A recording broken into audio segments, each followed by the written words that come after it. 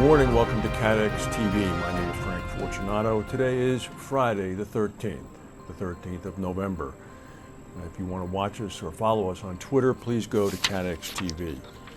The bidding war for insurance outsourcer and software group Xchanging in London has now been thrown wide open with a late burst of interest from CSC, Computer Science Corporation, based in the U.S. The UK outsourcer Capita had won a face-off with another company called Apollo.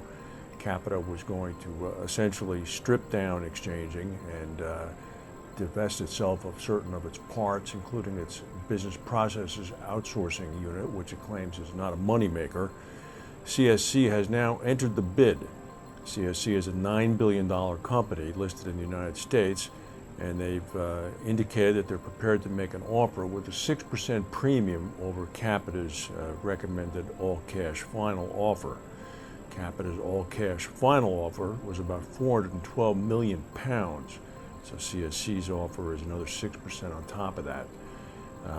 It is not yet known whether or not CSC has formally submitted its offer, but Xchanging has notified the London Stock Exchange that an offer might be imminent. The United States apparently may have taken out the ISIS terrorist Jihadi John, who has been shown on video beheading a number of ISIS hostages, including the American James Foley. Jihadi John is a British citizen, Kuwaiti emigre who was educated in London. It's not clear yet whether or not the successful attack occurred, but there was an airstrike by U.S. drones in western Syria near Raqqa last evening. Jihadi John, whose real name is Mohammed Mwazi, had sought to keep his whereabouts secret, so observers are saying that this actually points to a very sophisticated level of human intelligence that the United States has access to. This means that intelligence is apparently pristine if they're able to track his location down to the car which they did in fact hit last night. Cooper Gay has placed its U.S. wholesale operation, Swett Crawford, up for sale with a valuation in the region of about $600 million. This is according to Insurance Insider. Sources said that Cooper Gay has appointed Perella Weinberg, fresh from its mandate on the Willis Towers Watson deal, to advise on the sale. Not exactly sure whether or not that's a positive, considering the Willis Towers Watson deal might be voted down next week. Cooper Gay acquired Swett Crawford several years ago.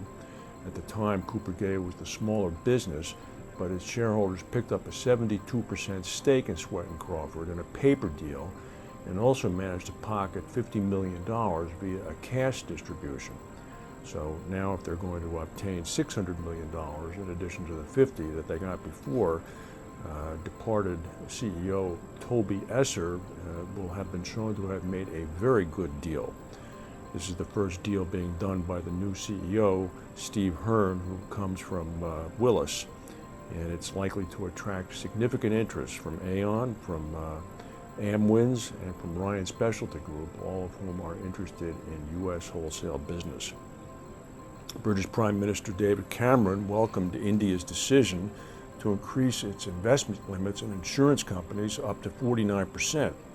He said this is going to result in British insurers investing about £240 million into Indian joint ventures. Indian Prime Minister Modi and Cameron have been meeting in London this week in a state visit.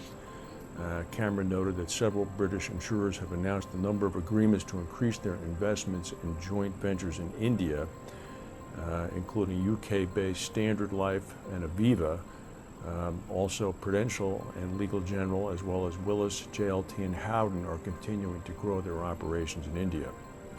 Campbell Soup Company announced that it's recalling 355,000 cans of SpaghettiOs due to a potential choking hazard caused by pieces of red plastic found in a small number of cans.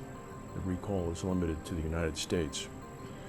It looks as if there's going to be an interest rate hike in the United States next month.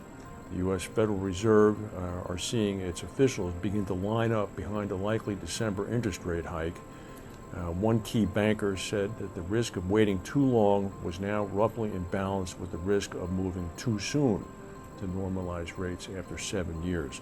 This would be New York Federal Reserve President William Dudley, who has a permanent vote on the Reserve Board. He had previously been somebody advocating waiting, and now he's coming out to saying that he's neutral.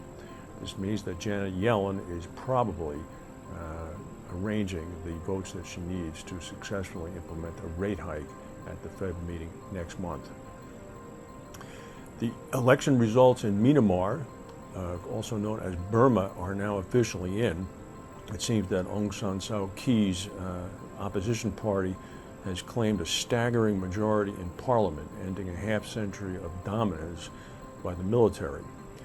The government's election commission said that the opposition party, the National League for Democracy, had won 348 seats across the lower and upper houses of parliament, 19 more than the 329 needed for an absolute majority.